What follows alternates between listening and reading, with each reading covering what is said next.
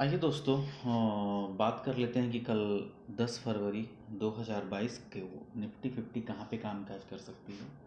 दोस्तों, आपने कल मेरा प्रेडिक्शन ज़रूर सुनना चाहिए।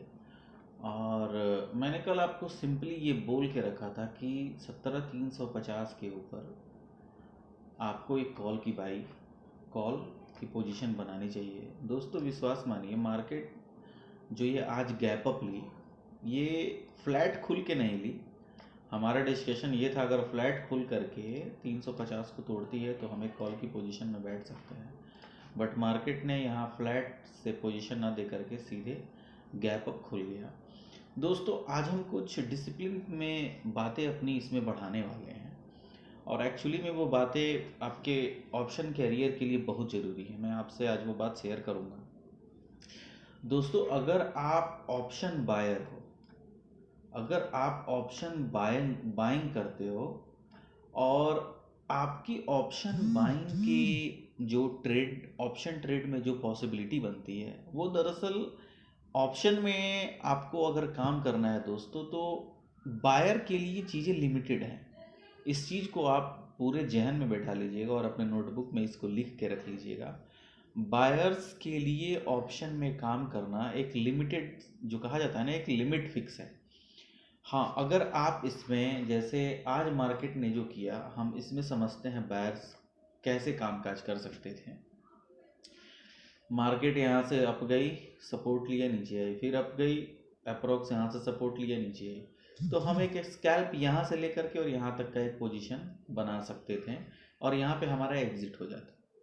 दोस्तों, एक्चुअली में जो ऑप्शन में कामकाज जो होता है, 60 to 75% हमारे सेलर्स हावी होते हैं। 60% से 70% हमारे, अगर इसमें कामकाज अगर सेलर्स का है, तो सेलर्स 60 to 70% के रेशियो से प्रॉफिट्स अपने बनाते हैं, और बायर्स के लिए वो 20 या 30% का जो रेशियो होता है, आप उसमें एक अच्छी ट्रेड पकड़ना, एक मतलब क्या कहेंगे उसको वो कहेंगे कि जो बहुत एक्सपीरियंस बंदा है वही उस ट्रेड को पकड़ सकता है। और अगर आप ऑप्शन सेलर हैं, तो आपके लिए नंबर ऑफ ट्रेड अगर आपके ज़्यादा हैं, तो नंबर ऑफ प्रॉफिट भी आपके ज़्यादा हो सकते हैं।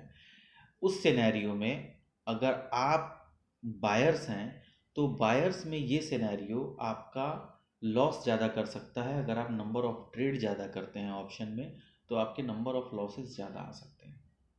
एक्चुअली में होता ये है, अगर ऑप्शन में आप कोई भी स्ट्राइक प्राइस बाई करते हैं, तो उसका टाइम डिके जो होता है, अगर मानिए कोई 50 पॉइंट एट द मनी का कोई कॉल आपने बाई किया और उसमें 50 पॉइंट का अप आया, तो आप देखते होंगे कि उसमें 10 या 15 ही पॉइंट आपको निफ्टी ने दिए जिसको आप प्रॉफिट में लेके चल रहे हैं।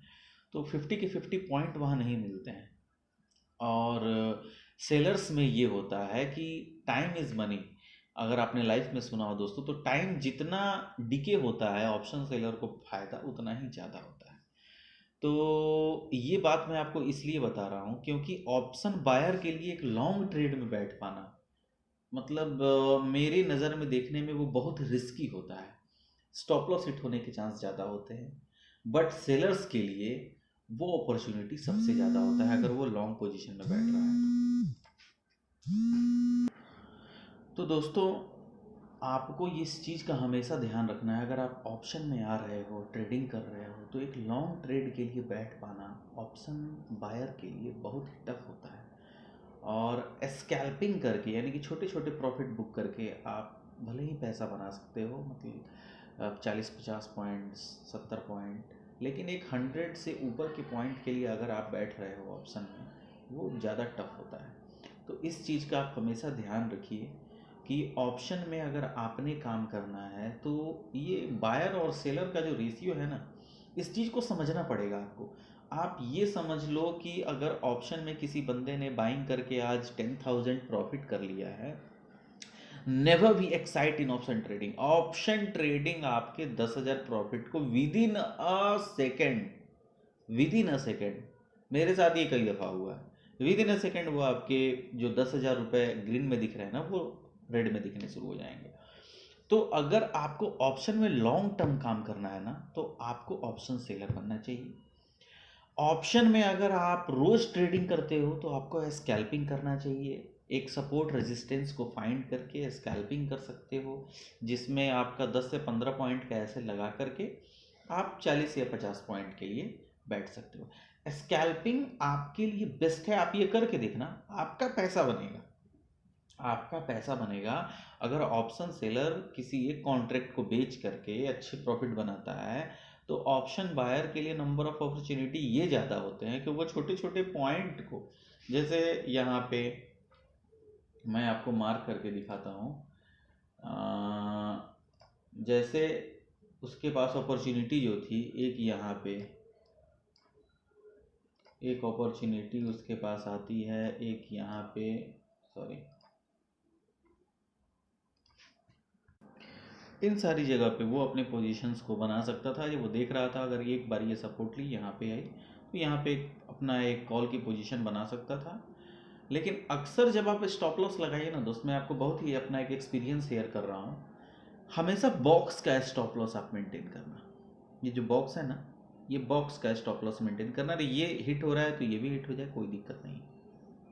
बट ये बॉक्स स्टॉप लॉस जो है ना, आपको कई बार आपके एसएल होने से बचा देते हैं। जैसे यहाँ पे जो कॉन्ट्रैक्ट अगर किसी ने बाई किया होगा, आप देख रहे हो यहाँ पे स्टॉप लॉस हिट हो गया, फिर एग्जैक्ट यहीं से एक सपोर्ट लिए, एक अप मूव आ गया। एक्चुअली में ऑप्शन बायर वही हो सकते हैं जो स्कैल्पिंग करते हैं। वीडियो को ज़्यादा लंबा नहीं रखते हैं दोस्तों, और अगर अब तक आपने अपना डीमैट अकाउंट नहीं खोला है तो प्लीज़ इस लिंक में जा करके आप अपना डीमैट अकाउंट खोलिए। उस डीमैट अकाउंट खोलने से आपको काफ़ी सारे बेनिफिट मिलेंगे, और आपको जो जितने का अगर आप अकाउंट खोलोगे उतना अकाउंट में आपके पैसे फिर से क्रेडिट हो जाएंगे, अगर इस लिंक के थ्रू अगर आप अकाउंट ओपन करते हो। और अब तक अगर आपने मेरे निफ्टी 50 के daily prediction live trading calls के लिए अगर आपने टेलीग्राम चैनल ज्वाइन नहीं किया है, तो जाके अभी के अभी टेलीग्राम चैनल ज्वाइन कीजिए। मैं डिस्क्रिप्शन में